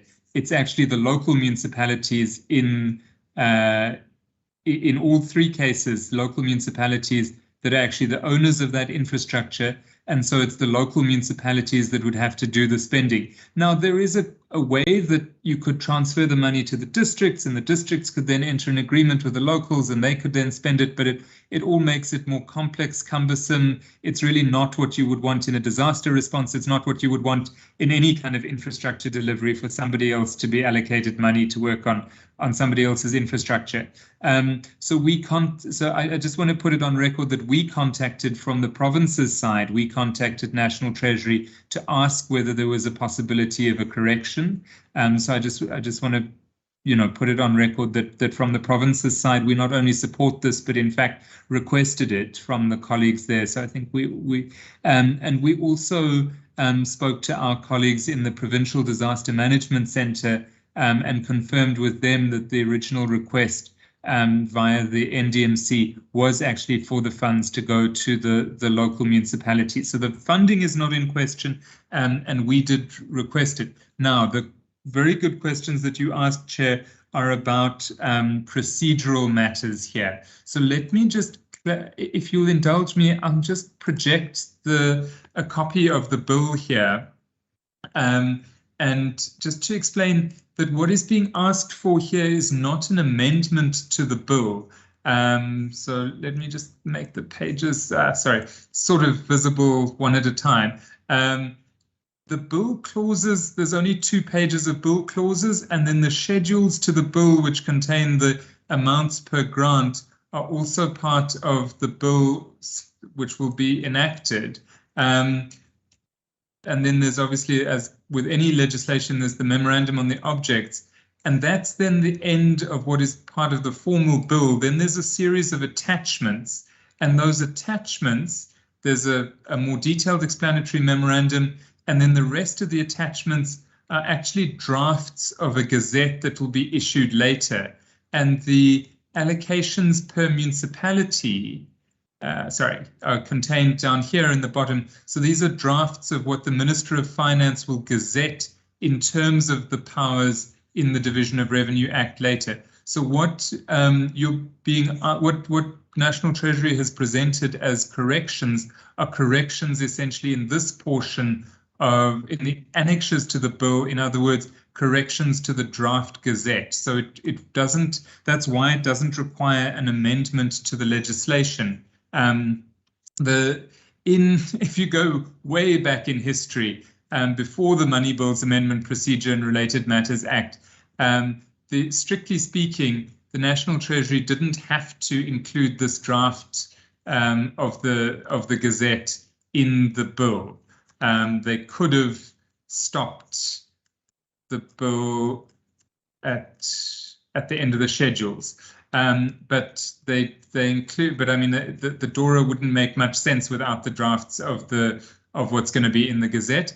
And National Treasury, to their credit, never make changes between the draft Gazette and the final Gazette unless they consult Parliament on those changes. So that's part of the transparency that they do and part of ensuring that things are done fairly. And just to one last point from my side, in this explanatory memorandum that is part of the bill, there is this section which I've highlighted here, which does explain. Obviously, it doesn't explain these corrections because these corrections, it's interesting that a similar issue was picked up in KwaZulu-Natal. So it was obviously, there was something in the system that there was an error that affected more than one province. But the explanatory memorandum does say that the details per municipality for the changes in these respective grants will be gazetted, and that's gazetted in terms of the Minister of Finance's powers in the Division of Revenue Act to gazette allocations per municipality for the grants. So I hope that clarifies that what is being consulted on here is a change to what the Minister will gazette. It's not asking for an amendment to the legislation itself. Thanks, Chair. Thank you, Mr. Kenyon. You were able to assist us with the grant funding. Now, my question is, what happens to the 954 million for public wages that needs to be added to the equitable share? Because equitable share is part of the bill. So we could, as a committee, recommend that we support, for example, the changes, the errors to be fixed in the Gazette. But we need to agree upon the procedure for the amount that needs to be added to the equitable share, which, if my understanding is correct, is part of the bill, of the main bill, of this adjusted main bill, I guess, if you can put it that way. Mr. Gobian? Okay, thank you very much, Honorable Chair, and also thank you to Stephen for the explanation. And I think when it comes to the wage, the 954 also is actually allocated through the Gazette. It was announced during the ministers that there will be that increase, but it was now done through the Gazette. It's not necessarily in the bill if you're actually going to look for it in the bill. And I think maybe the confusion that comes in is because maybe we are presenting it as if you will find it in the bill. But I think what we were trying to cover also was to show you what will be increasing the baseline for Western Cape in terms of the wage increase that will actually be becoming the 3%. So we do have the bill that shows how much each and every province has been allocated. So we thought maybe it should we should actually, in terms of transparency, show how much has actually been allocated or what will actually flow to the province in terms of the Gazette that has been issued. Thank you. Thank you so much. I will put the procedural questions to the committee in a little bit. I just want to find out if there are any members of the public that are online that would like to ask a question. In the meantime, while I wait for any hands, Mr. Gobian, is that a question to yourself? Is that a new hand to answer a question that hasn't been answered? No, my apologies, Honorable Chair. I was trying to put my hand down, so it was giving me a challenge. Apologies. No problem. In the meantime, Ms. Kamesh Ahmad, I just want to check if if you've received any submissions from the public. No, Chairperson, I received nothing. Okay, I also don't see any hands online from the public. So what I'm going to then ask colleagues if we can take a short break, just so that political party caucuses are able to then confer on their views on the negotiating mandate. Would it be in order for us to reconvene at 2:45? And if you have any views on the matter, to then have that ready for presentation at 3:15. That will give you about 22 minutes. Would that be in order?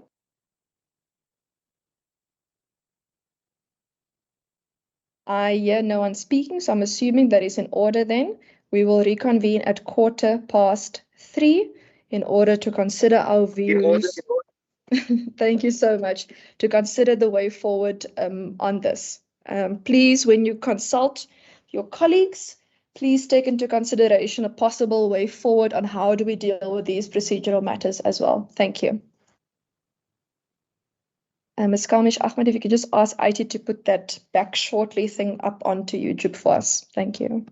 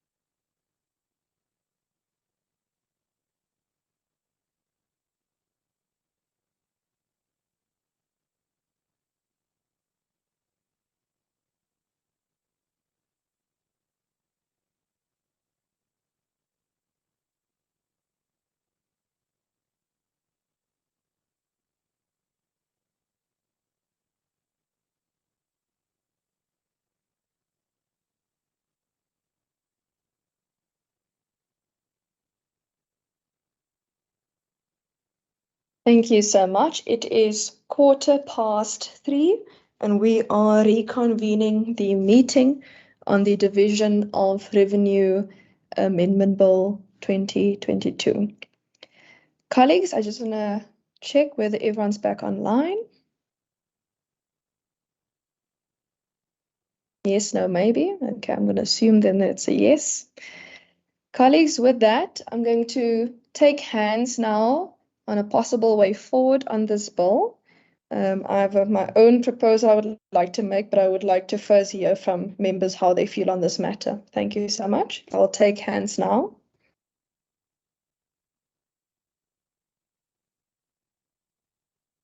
If none, then I'll put my views first on the way forward.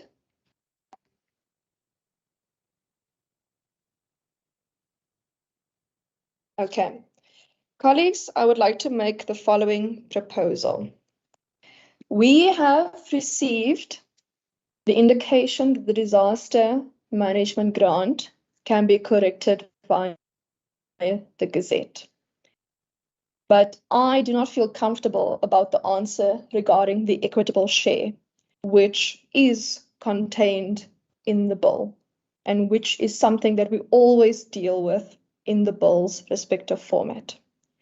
Now, given that the NCOP is only sitting on the negotiating mandate on the 21st of November at 4 o'clock until 6 o'clock the afternoon, my suggestion is that we request WCPP Legal to help us in order to make the recommendation for these to be fixed either in draft clause format or alternatively in a manner to put it in the negotiating mandate so that the NCOP is able to fix it.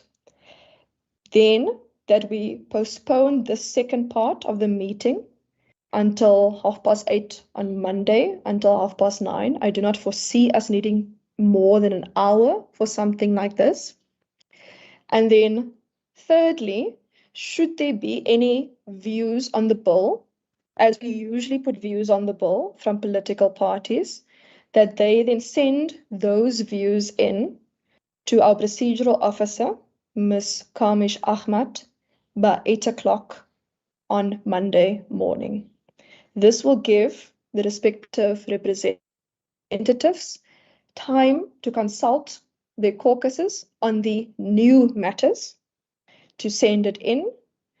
And personally, I would feel more comfortable if legal is able to assist us on this matter, because I do want us to be able to give that 3% increase in terms of public wages. I do want us to be able to fix the money for the disaster management grant. And I do think we have the opportunity to do this well within time, to still send our mandate on the bill to the NCOP, as well as ATC it before that respective meeting. Colleagues, if you could indicate how you feel about the proposal I have now made. I concur, Chairperson. Okay, thank you. Member Murray. Chair, I also support your proposal. Thank you so much. I know Member Nkondlo is standing in for Member Mvimbi, and Member Nkondlo, any views on this matter? If none, Please repeat for me, Chair. I think I was locked out no for a problem. minute there. So my proposal, Member Nkondlo, is given the new matters, the two substantive matters is the disaster management grant error, which can be fixed via the Gazette. And we've received the answer on that. But legally, to check with WCBP regarding how can we fix the equitable share part, which refers to the public wages, which is not currently in the bill and which usually is always in the bill format. We would then give WCPP Legal time to assist us with either drafting a clause in order to make these fixes so that we are able to get this money. Alternatively, to put it in a manner in our negotiating mandate to ask for the NCOP to fix it on their side. We will then, the second part of the proposal is that we as a committee then meet online 8:30 until 9:30 Monday morning, which I will ask for urgently in terms of programming in order to deal with this. And in that way, political party representatives will then also have the weekend to consult their caucuses on the new matters that were not in the bill, as well as send in their respective views by 8 o'clock on Monday morning in order for us to deal with this, because the NCOP is only sitting at 4 o'clock on Monday with the negotiating mandate, so we will still have time to send in our views in this regard. Okay, Chair, I don't have a problem with your proposal, but what I would want to understand, this whole process that we must go through and get legal, is it because there's a particular legal implication of this particular era you are mentioning, which I thought the official from the Treasury did mention, that it is not in the bill. It's something that was already declared, it's gazetted, it was already declared by the minister. I'm trying to understand the rationale of what we are trying to sort of bring to the fore that may hamper what, for us to have to go through these lengths to a point of having to take a day in our constituency work for a meeting.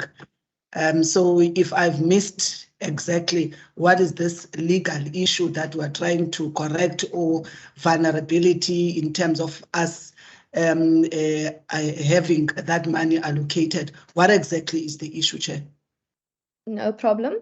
The conditional grant, it can be fixed via the Gazette, but the public wages deal with the equitable share, which is part of the bill.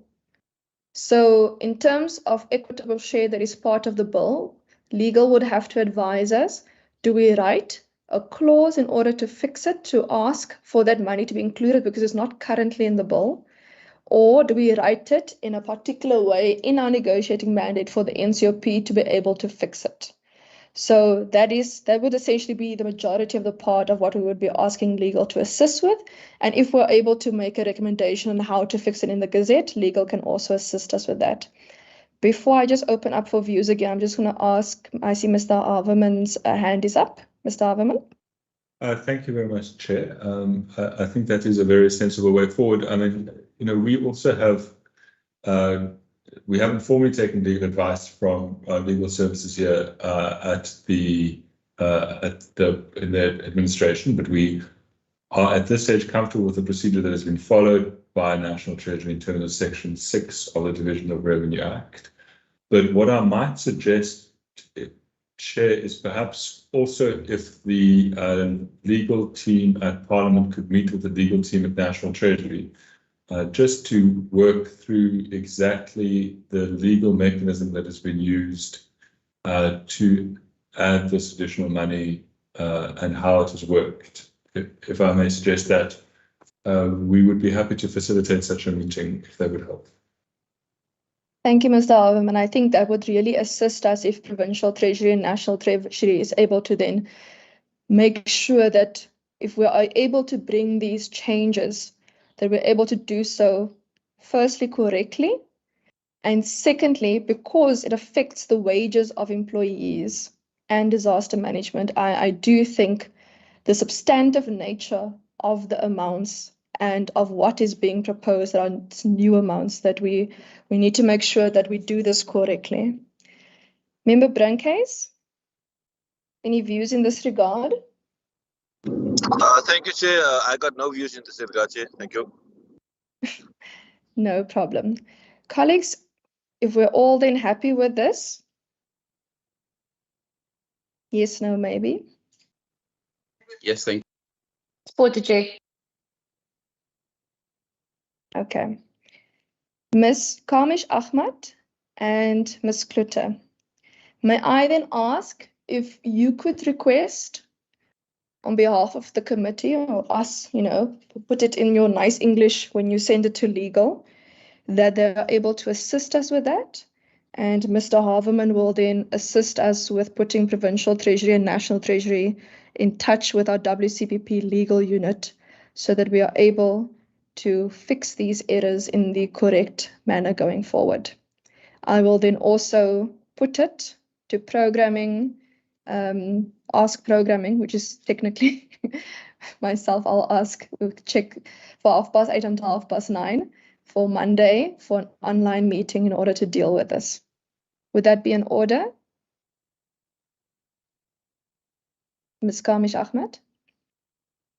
Chairperson, I'd just like to know, the legal opinion will probably have to be, can the timeline be included in the resolution for end of day tomorrow? Because the time is quite short. I am happy with close of business tomorrow. That way, the respective representatives will be able to consult over the weekend and put their views then by 8 o'clock the morning on Monday before we sit at 8:30.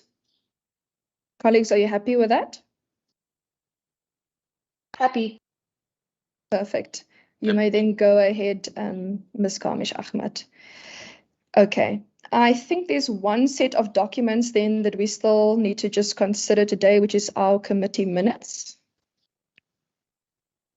Thank you, Ms. Klutter.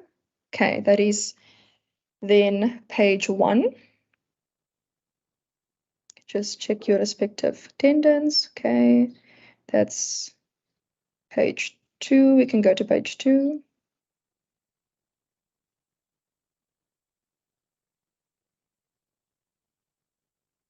Okay. Colleagues, if I could get a mover for the minutes. Chairperson, I concur. Thank you so much. If I could get a seconder for the minutes. Chairperson, I second. Thank you so much. The minutes are so adopted. Colleagues, thank you so much for today and for your cooperation and robustness in terms of questions and in order to engage with the respective legislation before us. I always appreciate it. I want to thank the National Treasury as well as Provincial Treasury for your participation today. Especially to National Treasury, I know we don't necessarily always ask the easiest of questions, but we always appreciate your assistance and guidance in being able to answer them, but also for being amenable to making sure that we are able to represent the people when it comes to how we give our input into money matters. I do appreciate that. With that, colleagues, there's no other matters for us to deal with today. The meeting is thus adjourned. Hope you have a lovely afternoon further. Goodbye. Bye-bye. Thank you, Chair. Bye. Thank you, Chair. Bye. Thank you. Bye.